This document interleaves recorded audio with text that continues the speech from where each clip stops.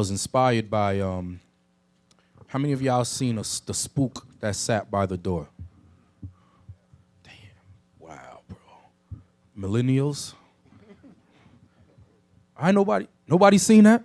The spook that sat by the door? Jonathan seen it. Okay. Who else? Any sisters seen it? All right, could you stand up and just give us a brief summary of what the movie's about? I didn't see all of it, I seen some of it. Basically, it was a Jake, and he was working for he was learning Esau's custom of how to be an undercover agent, and I guess because I didn't watch it all either, but later on, I guess he found out some truth in it. He kind of went against it. Yeah, and he brought it back to the community. He was an ex-CIA operative or something like that, and he brought back what he learned amongst Esau to help his people. And the main purpose was to overthrow the white supremacy, all right? It was actually a book, and then they made a movie out of it. It's called The Spook That Sat by the Door. Try to watch it. It's a very good flick, all right? Very good. So like I said, I drew some, I can't even say parallels, but this inspired me to just bring out what I'm about to bring out. Like I said, this is going to be a two-part class. This is the first part of it. But we're going to call this The Coon That Sat in the Midst. All right, the movie is called The Spook That Sat by the Door, but this is called The Coon That Sat in the Midst. All right, let's roll that. Let's roll this Darthard Perry real quick. It's 9 minutes. How many of y'all know who Darthard Perry is? Damn, what are y'all brothers watching, man? What are y'all watching, Avengers? Just CGI movies, that's it? Oh, good Lord. All right, go ahead, press play.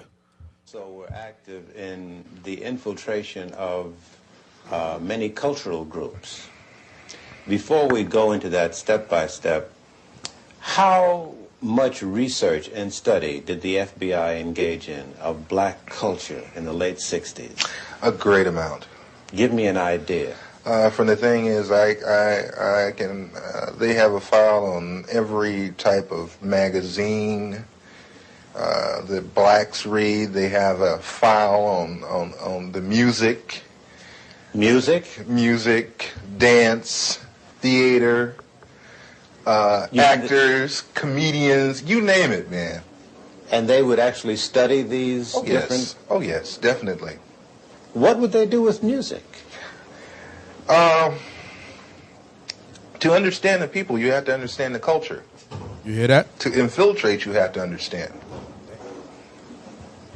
You had a lot of so-called white liberals that were infiltrating the so-called black groups using the information that they had gathered from the studies of blacks. You mean just to understand the behavior pattern of our people? Oh, yeah, I can, Will Heaton could name out some jams. Let me ask y'all something. He said you have a lot of white liberals, right, that were able to infiltrate. Why is that? Why were they able to infiltrate the white liberals? And give me an example of that. Young man right there. Shalom. Because of trying to get equal rights inclusion. Okay, equal rights inclusion. But how were they able to infiltrate? Let's say this time, this is like the 1960s, right? Civil rights era, segregation. How were white people able to infiltrate? Through trying to get rights for whatever their groups want. Officer Mike Judah, pass the mic up.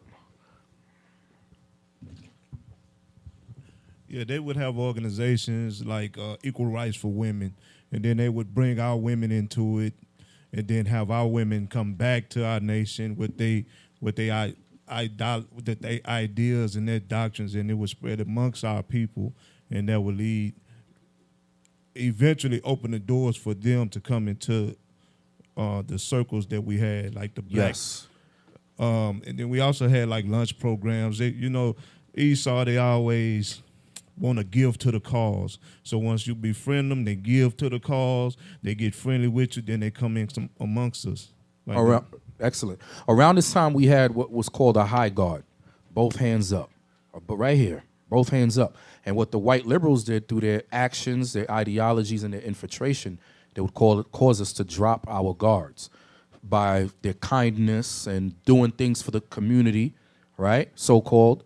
And it caused many of these civil rights leaders to drop their guard, and that would allow Esau to come in and infiltrate and eventually bring them down, okay, and establish rights for the white liberals, whether it be the feminist movement. Now you have what? LBGTQ, whatever they call it, right? That's what happened. All right, go ahead. Press play. I hadn't even heard of. He could name off some books that I hadn't even read pertaining to black culture. Did you ever see agents actually studying the music of? Yes. I've seen them going over even video portion of cultural events. The understanding, like when, okay, you have an organization like Leroy Jones' Black House. You remember that? Okay, Leroy Jones's place, which was done on the thing of tribalism.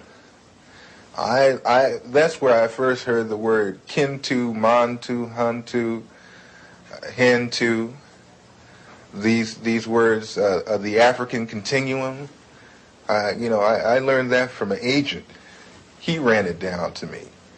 So they were able to understand our slang, the way we speak, agents.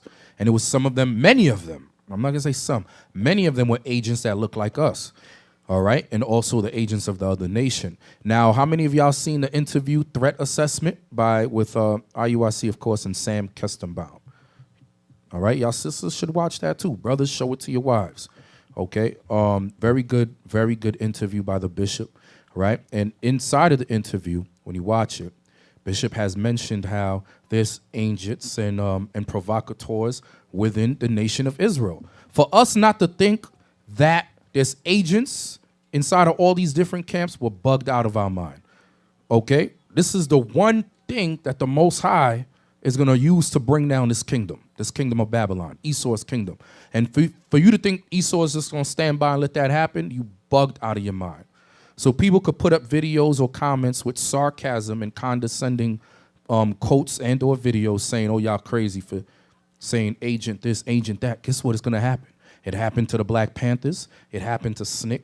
It happened to Marcus Garvey. How much more us?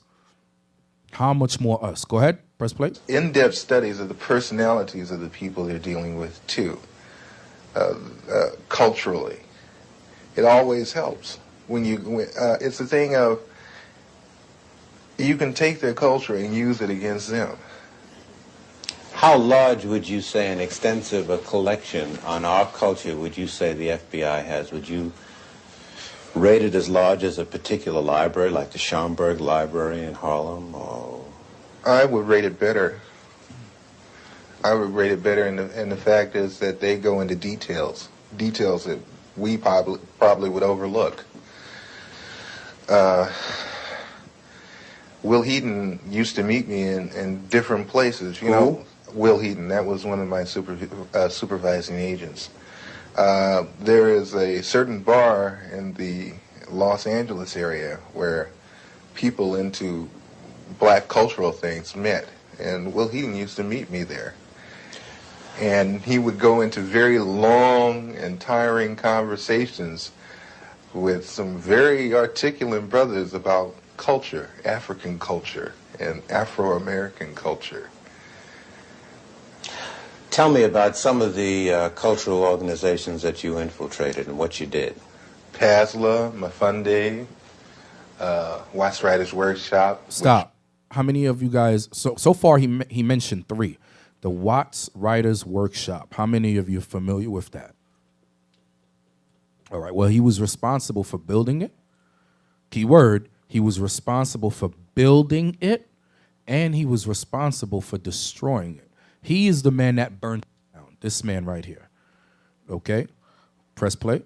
They have the Watts Writers Workshop. Yes. Watts Writers Workshop, which was one of the oldest established black writers workshop. That place was burned down. Yeah. The Bureau had it burnt down. How do you know that? I know because I participated. I did the arson. You burned down the Watts Writers? Yes. Why did they want it to go? At the time, funding had been cut to the workshop, had been cut out, but it looked like there was a possibility of a grant being given back to the workshop. And if there was no theater, there would be no grant. Everything revolves around money. All right? And every organization you need funds to survive. All right? To progress, to carry out the mission. You need funds. You need funds. So that's why they burnt the Watts Writers Workshop. Jonathan, did I send you information on that? On exactly what it did? The Watts Writers Workshop? Nope. It should say Watts Writers. Or we could just look it up now. Just go to Wikipedia. Type it in for those who don't know. That's why reading is very it's fundamental. And the purpose of the Watts Writers Workshop is they would put out literature as to what was going on in the community, and people were reading it. Okay? Right there, the first one. Oh, let's go down.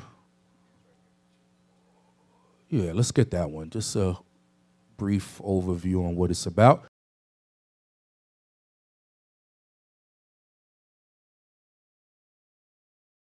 The Watts Writers Workshop was a creative writing group initiated by screenwriter Bud Schulberg in the wake of the devastating August 1965 Watts riots in South Central Los Angeles, now South Los Angeles.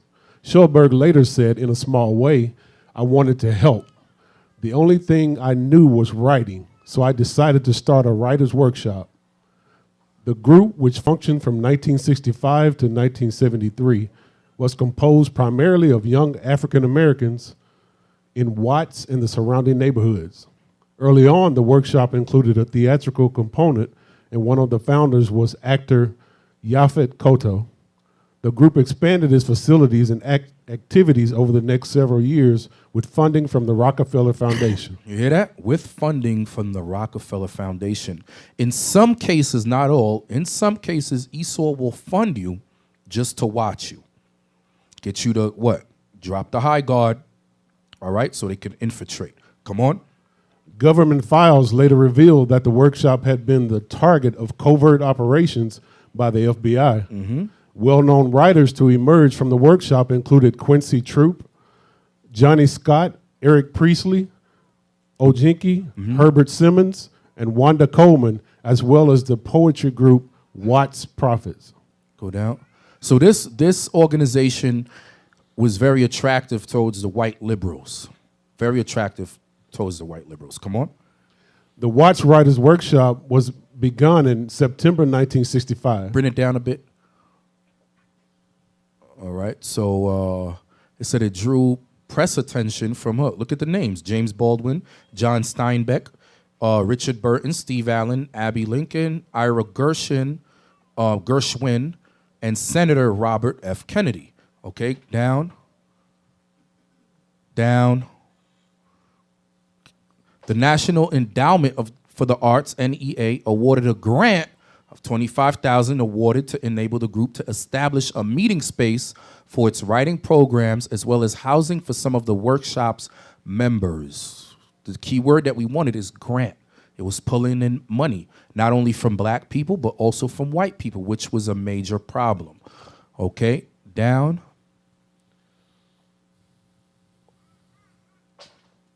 All right, read right there, Harry Dolan. Harry Dolan, the director of the Watts Writers Workshop, was attempting to keep it going after the loss of federal funding by holding a fundraising dinner in April 1973.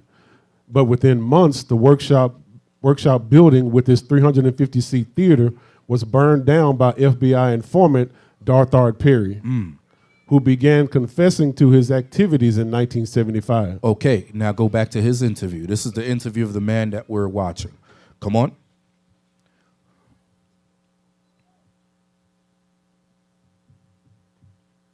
How did you do it? 2 cans of kerosene, Purex bottle, gasoline, and a flare, highway flare. Why didn't you use more sophisticated stuff? Oh, no. No. You're never overly sophisticated. It's too obvious. Hey, do y'all see any guilt in this man? He's just chilling, like he's just bragging about, like, whatever. It's crazy, man. Our people, man. This is Israel for you, though. Go ahead, press play. This way you make it look like, maybe somebody in the neighborhood that got kicked out of the theater at one time got mad and came and burned the damn theater up, that kind of thing. But you were involved in this theater? I mean, did it get to you at all what you were? Hey, man, that got to me a great deal. I love that theater. I built the stage. You built the stage? Oh, yeah. When I got So to the work... history repeats itself. The things that were written aforetime was what? We say it every week. Some of y'all don't listen. That's why it amazes me when you have brothers and or sisters run up out of the congregation talking about, oh, things are happening in the body. This is happening, or turmoil, or people died in the past, or this happened to that. What the hell you think this is? The bigger we get, the more problems are we going to have. This is not the Christian church. If you can't handle it, run back to TD Jakes. How far is TD Jakes from here? Ain't far. If you don't got a car, get an Uber. Ain't too far. Just run back to the Christian church. Okay, the things that were written aforetime was written for our learning. And guess what? There were spies in the past. There were traitors in the past. There were agents in the past. And I'm gonna prove that to you in a minute. Okay? Go ahead. The stage that had been, the original stage that had been built needed an extension on it. The original part of the stage was in terrible condition. They had no lighting system. I put the lighting system in myself. I put the stage in myself. I put the lighting in myself. I put the stage in myself. You have brothers that built websites. What have you been into today for different congregations? Brothers built websites. Brothers did beautiful art. They helped build this thing, but they're also helping in destroying it. Darthard Perry. Go ahead. Come on. And that was a stage, man. And that was a theater. It's a nice theater. Who was the director of that workshop? Harry Dolan. Harry Dolan. Some very, very well-known artists supported that workshop, gave money to it. Some very well-known artists came out of the Watts Writers Workshop. Glenn Tubman, Yaphet Kotto. Sidney Poitier used to come down there and give a class. Sammy Davis Jr. used to come down there all the time. Quincy Jones used to come there and give music classes. We had our own 8-track studio setup for sound. We had our own sound room there. Was part of your other activities and responsibilities to study the profiles of celebrities who were supportive of organizations? Definitely, and especially, like I said, psychological backgrounds, weaknesses and strengths. Did he have a weakness for blondes? Did he have a weakness for money? Did he snort cocaine? Did he smoke marijuana? They even get into, and that's one thing the Bureau loves, is their sexual background. They have files and files on different blacks, not only celebrities, but a lot of others, sexual activity. That's why the FBI kept tabs on whom? Martin Luther King. And they had a lot of instances of adultery in there. So we tell y'all brothers, be careful. Y'all brothers that be sneaking around on these different websites. You brothers that be stopping at these certain truck stops. You brothers that be telling you, be careful, especially when you rise up in rank. Esau will use that against you. He will use that against you. Okay, y'all brothers better be very careful. Leave that thing alone. That's what the Most High says to what? Mortify your members. Okay, because Esau will use that thing against you. And some of you, we know that your rank means everything to you. Instead of just repenting, your name, your rank means everything to you. You'll sell your brother out for some Edomite vajayjay or $2. So y'all better be very careful. Come on. Do with this information? Oh, that's used as a weakness. So they would feed these weaknesses. Yes. Did you see that happen? Oh, yes. Doc Holliday, who is one of the leaders of the BGF, Black Guerrilla Family, which is a prison gang in the California state prison system. Upon his release from prison, a certain sister made herself known to him at a nightclub, whereupon he moved in with her, and she picked up names, telephone numbers, information, that kind of thing. That lasted for a good 3.5 months. Was this an unusual thing, or did this happen often? No, that happens all the time. Did you yourself get involved in doing that? See Yes. that? They sent a woman after this brother. He was part of the Black Guerrilla Family. Got off of prison. They sent in the woman, black woman that just looked just like him, a kin. Sent in the woman to get what? Names, numbers, and information. Now the interviewer is asking him, did you do that? Let's hear his response. Come on. Give me an example. There was a gentleman that was on trial in Los Angeles that belonged to the BLA that had been busted in a southern state for a bank robbery, but was brought with 2 other people to Los Angeles to stand trial for the machine gunning of a police officer in Los Angeles. I was supposed to worm my way into the affections of his sister, and So get to him, get to the sister. Get to the sister so you can get to him. Come on. whatever it took to get the information that I needed as far as what kind of defense they planned to use as to turn this information over to the federal prosecution. Did you do it? I got the information, and thank God I didn't have to go through with the So he got the information through the sister, but now he's about to tell you how. Come on. actual thing of sexual activity. What do you mean, thank God? The sister was rather unappealing. So he was able to obtain this information about the sister's brother, the head of the BLA, but he didn't have to sleep with her. He didn't have to sleep with her. Then he said, thank God, because she was probably hideous as hell. Okay, but I just want to show you the depths and the lengths of Satan. All right, and that spirit, which is a Judas spirit, is in the midst of Israel, might be in the midst in here. All right, and that could come on any one of us, because of what? Covetousness. And I'm going to show it to you. Get me 1 Timothy's, please. Get me 1 Timothy's. I'm sorry, 2 Timothy's chapter 3, verse 1. So we're active. 2 Timothy chapter 3 and verse 1. Come on. This know also that in the last days. In the what? Last days. The last days started when? Brothers? When Christ died. Come on. Perilous times shall come. For men shall be lovers of their own selves, covetous, covetous. Come on. boasters, proud, blasphemers, disobedient to parents. Come on. Unthankful, No gratitude having Negroes.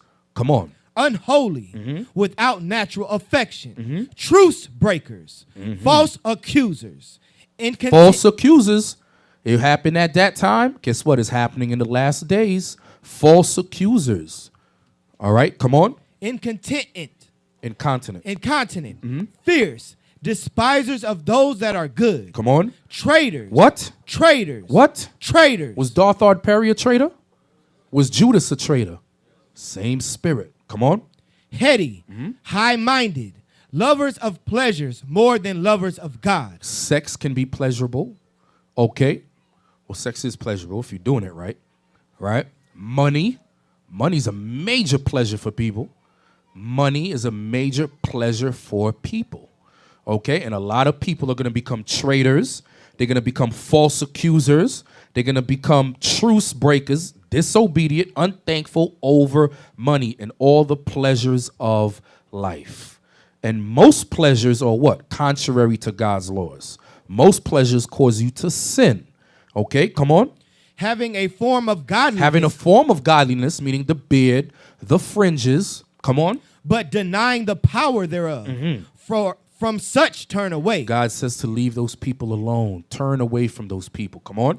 For of this sort are they which creep into houses, led captive silly women laden with sins. Come on. Led away with diverse lusts. That's what a lot of these men today, in the last days, they'll have most of their followers on whatever social media platform they're using to push their rhetoric is mostly women. Some of them are single women who can't keep a husband. Okay? Most of these brothers they're following are women. Come on. Ever learning and never able to come to the knowledge of the truth. Ever learning, but never able to come into the knowledge of God's laws. Come on. Now as Jannes and Jambres withstood Moses, so do these also resist the truth.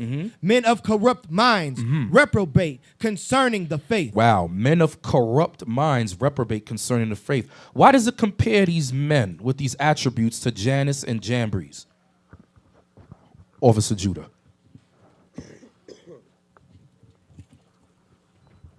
Because with their enchantments, they the things they perform look just like Moses' righteous acts. Excellent. Very good. And that's the same witchcraft. What are their enchantments? Nice videos, nice speeches. Okay? Those are their enchantments. What? Deceiving the minds of the simple. Okay? Whether it be man or woman. Come on. But they shall proceed no further. But they shall what? Proceed no further. The Most High is only going to allow them to just do but so much. And then the Most High is going to put a stop to them. Okay? That's the power of the Most High. Okay? Read. For their folly shall be manifest unto all men, as theirs also was. Come on. But thou hast fully known my doctrine. All right, stop there. Okay, so like I said, you had Judas was a major traitor, and he realized what he did. But the only thing is, remember what we said before, the things written aforetime was written for our learning. Scriptures on Christ being betrayed and so forth, that's prophetic. You can read about that in Zechariah. You can read about that in Jeremiah. In the book of Psalms, King David talks about that. Okay? You read about that. You read about Christ being betrayed. Judas read all of those things. But when his temptation came, he was overcome by what? His own lusts. Everything that he read, he forgot about. He ran headlong into his own lusts. Okay? Get me Maccabees. Get me Maccabees real quick. Yeah, go ahead, of course. Yeah. Notice how it says read verse 8 again. 2 Timothy chapter 3, verse 8. Now Jannes and Jambres withstood Moses, so do these also resist the truth. Notice how it says they resist the truth. It's not like brothers and sisters don't understand the scriptures concerning how to love your neighbor as you love yourself, whether it be forgiveness, whether it be Matthew 18, whatever the case is. But you resist the truth because your love of money, because of you're proud or whatever other sin you read in verse 2 through verse 4. That lust will overtake you and overcome you to the point where you'll resist God's commandments because you want to fulfill whatever lust it is. That's why it's important to study and apply and bring forth fruits meet for repentance. Yep. All right. Now let's jump back in time a bit. Judas was around what time? Who was ruling? Rome, which is Esau. Now let's still stick with Esau, but let's jump back to the Greek. All right. Get me 2 Maccabees 10. So this was around the time of our forefather Judas Maccabeus and his brothers. Let's start with 2 Maccabees 10 and verse 1. Chapter 10 and verse 1. Now Maccabeus and his company, the Lord guiding them, recovered the temple and the city. Come on. But the altars which the heathen had built in the open street, and also the chapels they pulled down. Come on. And having cleansed the temple, they made another altar, and striking stones, they took fire out of them, and offered a sacrifice after 2 years, and set forth incense and lights and shewbread. When that was done, they fell flat down, and besought the Lord that they might come no more into such troubles. But if they sinned any more against him, that he himself would chasten them with mercy, and that they might not be delivered unto the blasphemous and barbarous nations. Barbarous nations. Now upon the same day that the strangers profaned the temple, of the very same day it was cleansed again, even the 25th day of the same month, which is Caslu. That's the 25th day, which we celebrate what feast? Dedication. Come on. And they kept 8 days with gladness, as in the feast of the tabernacles, remembering that not long afore they had held the feast of the tabernacles, when as they wandered in the mountains and dens like beasts. Therefore they bared branches and fair bows and palms also, and sang psalms unto him that had given them good success in cleansing his place. They ordained also by a common stature and decree that every year those days should be kept of the whole nation of the Jews. And this was the end of Antiochus, called Epiphanes. Now, what does Epiphanies mean again? Good. Come on. Now will we declare the acts of Antiochus, Epater, who was the son of this wicked man. So write that down. Underline it. Antiochus or Antiochus, Eupator, was the son of Antiochus Epiphanes. I believe this Epiphanes was the 4th. Is that the 4th? Okay, so the son would be what? The 5th. All right, come on. Gathering briefly the calamities of the wars. So when he was come to the crown, he set one Lysias over the affairs of his realm, and appointed him chief governor of Cleosyria and Phoenice, for Ptolemy that was called Macron, choosing rather to do justice unto the Jews for the wrong that had been done unto them, endeavored to continue peace with them. Whereupon, being accused of the king's friends before Eupator, and called traitor at every word, because he had left Cyprus, that Philometor had committed unto him, and departed to Antiochus Epiphanes, and seeing that he was in no honorable place, he was so discouraged that he poisoned himself and died. But when Gorgias was governor of the holds, Gorgias was governor of the holds, he hired soldiers and nourished war continually with the Jews. So this governor, he wanted to continue the war with the Jews. Come on. And therewithal, the Idumeans, having gotten into the hands the most commodious holds, kept the Jews occupied, and receiving those that were banished from Jerusalem, they went about to nourish war. Then they that were with Maccabeus made supplication and besought God that he would be their helper. And so they ran with violence upon the strongholds of the Idumeans. Come on. And assaulting them strongly, they won the holds, and kept off all that fought upon the wall, and slew all that fell into their hands, and killed no fewer than 20,000. And because certain who were no less than 9,000 were fled together into very strong castles, having all manner of things convenient to sustain the siege. Maccabeus left Simon and Joseph and Zacchaeus also, and them that were with him, who were enough to besiege them, and departed himself unto those places which more needed his help. Now they that were with Simon. So Maccabeus, in verse 19, it says Maccabeus left Simon and Joseph and Zacchaeus also, right? He left them in what? To do what? To hold it down. They were in charge, right? Come on, so they were appointed what? Some sort of leadership position, correct? Come on. And them that were with him, who were enough to besiege them, and departed himself unto those places which more needed his help. So Maccabeus put these men in charge, whether it be captains, whatever, officers. He put them in charge so he can leave to other places that needed his help. Come on. Now they that were with Simon, being led with covetousness. They that were with Simon being what? Led with covetousness. Led with what? Covetousness. Come on. were persuaded for money. Were persuaded for what? Money. For what? Money. Most lust of some. Money. Come on. Through certain of those that were in the castle. And took 70,000 Drachms. drachms and led some of them escape. But when it was told Maccabeus what was done, he called the governors of the people together and accused those men that they had sold their brethren for money. And that's what you see. People are selling their brothers for money. That's what you see over here. What we just in the articles and the videos that we just seen, all right, with Darthard Perry. People selling each other out for money. Money, money, money, money. Come on. And set their enemies free to fight against them. So he slew those that were found traitors and immediately took the 2 castles. So he slew those that were traitors. Okay, so there was traitors amongst us.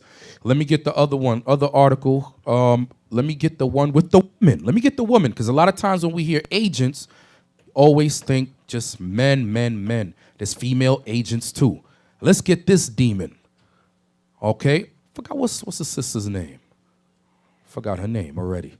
All right, so this was 1968 interview, I believe.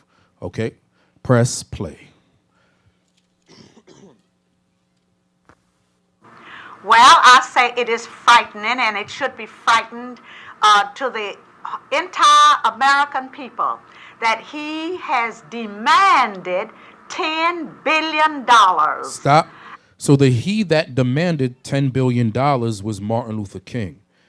If you read a lot of articles, they always used to compare his movement and what he stood for to communism. They always used to compare him to a communist, okay, or even a socialist, I believe. So that's what she's making reference to, Martin Luther King. Okay, come on. And if he doesn't get it, then there may be riots this summer. Martin Luther King is nothing but a blackmailer, and he should be arrested for blackmailing because he certainly has She sat in the midst of him. She sat in the midst of Martin Luther King before. Come on. The United States government. There's one thing that bothers me, and that as a So Negro, this is you're- so. Listen to the white man. What he just said. He said, "There's what? One thing that bothers me as a Negro." Press play. Why do you talk so bitterly against Martin Luther King and a lot of these other people? Why of are you your race? talking so bitterly against your brother? Why are you talking so bitterly about the people that's standing up to fight for the nation? Just like today. Why people are speaking so bitterly about us? There's nothing new under the sun. Obviously, that's a rhetorical question. It's written in the Bible, so it's going to happen. But why are you so baffled when it happens? That's the thing you should be asking yourself. It's written aforetime for our learning. So if it happens, you got to what? Find ways to overcome and stay strong by applying the scriptures. Okay, come on. Well, let me tell you something. I don't put my race before I do my country. Go back, rewind it again. Rewind it again. Let's hear what she said. We got to hear that again. Come on, let the hair-hatted hooligan repeat herself. Go ahead, come on. Let it play. People of your race. Well, let me tell you something. I don't put my race before I do my country. Being a Negro woman doesn't matter to me who is a Negro or who is a white person. If they are enemies of our country, then they are certainly my enemies too. Thoroughly brainwashed by even Satan himself. Satan himself was amazed. Like, damn, the amazement of the Negro. Satan himself was like, wow, this lady right here, I don't even want her around me. She's speaking out against her own people like so easily, okay, without hesitation. All right, give me the book that they published on her. Yeah, she said our country. Okay. In his mind, he's laughing. The book. Thank you. All right. Her name is Julia Brown. I think that's her. Okay. Make that bigger. Got my old zip code on there. All right. I testify my years as an FBI undercover agent. A black woman. Okay. All right. Close that out. Let's get another traitor. Let's get another Judas. So the Judas could jump on the male. It could also jump on the female. All right. Let's get our brother William O'Neill. How many of you guys know who William O'Neill is? I brought it out last week, matter of fact. Did y'all go home and bother to do the research? No, y'all went home to watch LeBron James. Some of y'all gonna watch the All-Star game. Oh, brother. Go ahead, press play. This is the man, press pause. This is the man that gave the blueprint of Fred Hampton's house to the police department. So when the police went in, they knew what room he would be in and what room to shoot at. They had the blueprint to his house. Okay? He was responsible for that. Okay, come on. There ain't no sound? All right, just hold on, bring it back and just read it. Damn, I chose the wrong one. I apologize, y'all. All right, but this was the shortest clip. Some other clips are like 10, 20 minutes. Could you read that, Soraya? Check. I'm not a hero, no. I don't think of myself as a hero for what I've done. But at the same time, I don't feel ashamed. It was my role during that time. There were a lot of different roles, a lot of different positions. William O'Neill was a member of the Black Panther Party. He was the head. Stop. He was the head of the Fred Hampton's security. So he wasn't just a regular member. He was the head of Fred Hampton's security. That's how he was able to get the blueprint to the brother's house. Come on. He entered as an FBI informant. He discusses his decisions and perspectives on his past life. I was recruited early and I joined sides early. And I didn't straddle the fence. I gave it all I could, as long as I could. Do I feel like I betrayed someone? Absolutely not. I had no allegiance to the Panthers. I didn't even know what they were about. I joined at the instigation of the FBI, who I had scant knowledge of. So no, I don't feel like I betrayed anybody. I don't feel like I'm a hero. Am I proud?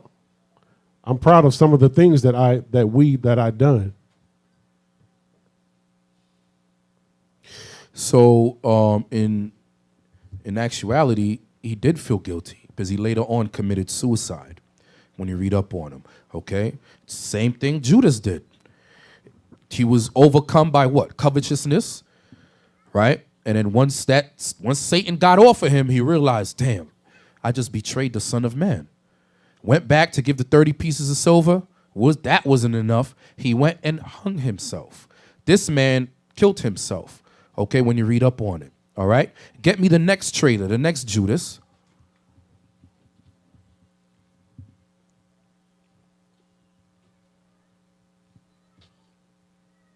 Civil rights photographer, unmasked as informer. Civil rights photographer. Let's read that. Try to read it quick.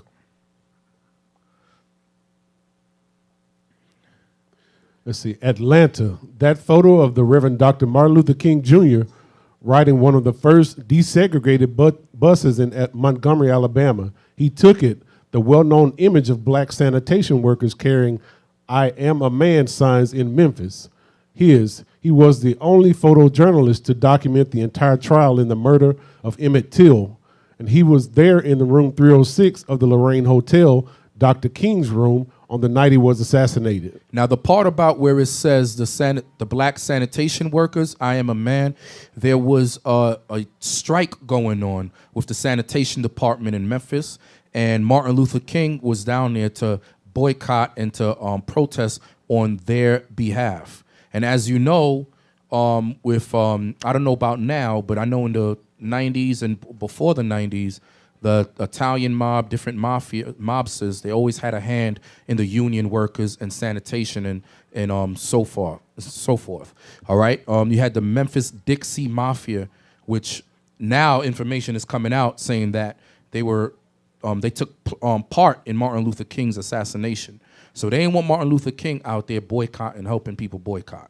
Okay, there's a book out on it. There's a whole bunch of information that's coming out now. Go ahead, come on.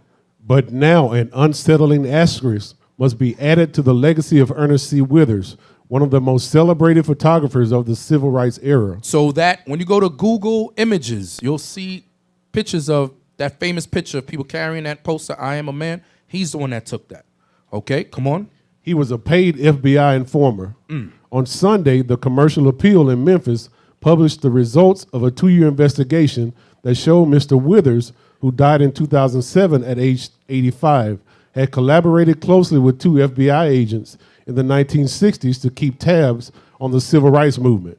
It was an astonishing revelation about a former police officer nicknamed the original civil rights photographer, whose previous claim to fame had been the trust he engendered among high-ranking civil rights leaders, including Dr. King. It's an amazing betrayal, said Athan Theoris, a historian at Marquette University who has written books about the FBI. It really speaks to the degree the FBI was able to engage individuals within the civil rights movement. This man was so well trusted. But that's how most agents get to these men. They gain their trust. Come on. From at least 1968 to 1970, Mr. Withers, who was black, provided photographs, biographical information, and scheduling details to 2 FBI agents in the Bureau's Memphis Domestic Surveillance Program. Howell Lowe and William H. Lawrence, according to the numerous reports summarizing their meetings. The reports were obtained by the newspaper under the Freedom of Information Act and posted on his website. So because of this Freedom of Information Act, now there's different documents that come out that the FBI has to release on certain time periods where you can go back and read up on reports. That's how we're able to, recently they came out with information on JFK, although many things were highlighted out in black. Reason being because a lot of those people whose names are mentioned are still alive. Okay, so that's why Trump would say, well, okay, they'll come out in another 20, 30 years, then we'll take that part out. Then you can see who was mentioned in there. Why? Because those people in those papers are still alive today. Okay, that's why we're able to read up on what? COINTELPRO, where you see the actual FBI government papers, the real papers. How do we know about the things that we speak about today? Because because of the Freedom of Information Act, those things are put out into the public so we can read about it. All right, come on. A clerical error appears to have allowed Mr. Withers' identity to be divulged. In most cases in the reports, references to Mr. Withers and his informer number ME338-R have been blacked out, but in several locations, the FBI appears to have forgotten to hide them. The FBI said Monday that it was not clear what had caused the lapse in privacy and was looking into the incident. See, so they didn't deny it. They said it was a mistake. All right, come on. Civil rights leaders have responded to the revelation with a mixture of dismay, sadness, and disbelief. If this is true, then Ernie abused our friendship, said the Reverend James M. Lawson Jr., a retired minister who organized civil rights rallies throughout the South in the 1960s. Come on, go down. Go back down. Right there. Others were more forgiving. It's not surprising, said Andrew Young, a civil rights organizer who later became mayor of Atlanta. We knew that everything we did was bugged, although we didn't suspect Withers individually. You never suspect the brother that sat with you. You never suspect the brother that sat next to you. Okay, you never suspect the brother that you invited over for dinner at your house could be recording you. You never suspected the brother that sat next to you would be taking snapshots of pictures or conversation. You don't suspect that. Come on. Many details of Mr. Withers' relationship with the FBI remain unknown. The Bureau keeps files on all informers, but has declined repeated requests to release Mr. Withers. which would presumably explain how much he was paid by the FBI, how he was recruited, and how long he served as an informer. At the time of his death, Mr. Withers had the largest catalog of any individual photographer covering the civil rights movement in the South, said Tony Deacon, the owner of the Panopticon Gallery in Boston, the exclusive agent for Mr. Withers. His photographs have been collected in 4 books, and his family was planning to open a museum named after him. His works shows remarkable intimacy with and access to top civil rights leaders. Friends used to say he had a knack for being in the right place at the right time. Of course he did. He was an agent. Come on. But while he was growing close to top civil rights leaders, Mr. Withers was also meeting regularly with FBI agents, disclosing details about plans for marches and political beliefs of the leaders, even personal information like the leaders' car tag numbers. Down. David J. Garrow, a Pulitzer Prize-winning historian who has written biographies of Dr. King, said many civil rights workers gave confidential interviews to the FBI and CIA and were automatically classified as informants. The difference, Mr. Garrow said, is the evidence that Mr. Withers was being paid. Although Mr. Withers' motivation is not known, Mr. Garrow said informants were rarely motivated by the financial compensation. He said they were rarely motivated by the financial compensation, but they're motivated by some sort of covetousness. Okay, come on. Which wasn't enough money to live on. But Mark Peruskia, who wrote the article for the Commercial Appeal, noted that Mr. Withers had 8 children and might have struggled to support them. Come on. The children of Mr. Withers did not respond to requests for comment. Of course they won't, because that's a disgrace to find out that your father was a traitor. Come on. But one daughter, Rosalind Withers, told local news organizations that she did not find the report conclusive. This is the first time I've heard of this in my life, Ms. Withers told the Commercial Appeal. My father's not here to defend himself. That is a very, very strong accusation. Come on, down. All right, and that's it. Now, there's other accusations on Reverend Jesse Jackson, but I'm not going to go into that because we don't have any like real hardcore evidence. Although he's alive and he has not denied the evidence that's out, okay? But I'm just basing the people that I brought out today are actual names that was on the FBI's list, paperwork, okay? Government paperwork. All right. So, so brothers and sisters, that Judas spirit is still amongst us, and that could jump on any one of us. So, like Officer Lemuel said, like the Bible says, we got to what? Apply. Okay. So that whole thing about having agents amongst us is not far-fetched.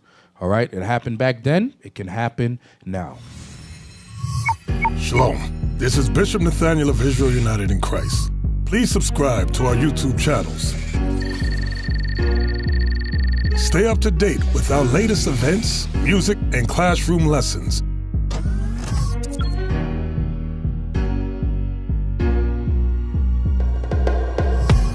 IUIC plans to continue visiting different countries where this gospel has not been preached before. IUIC needs your help in pushing this truth.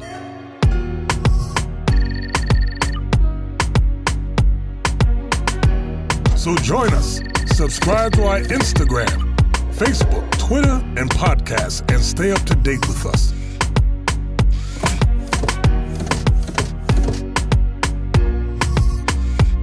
For more information, please visit www.israelunite.org.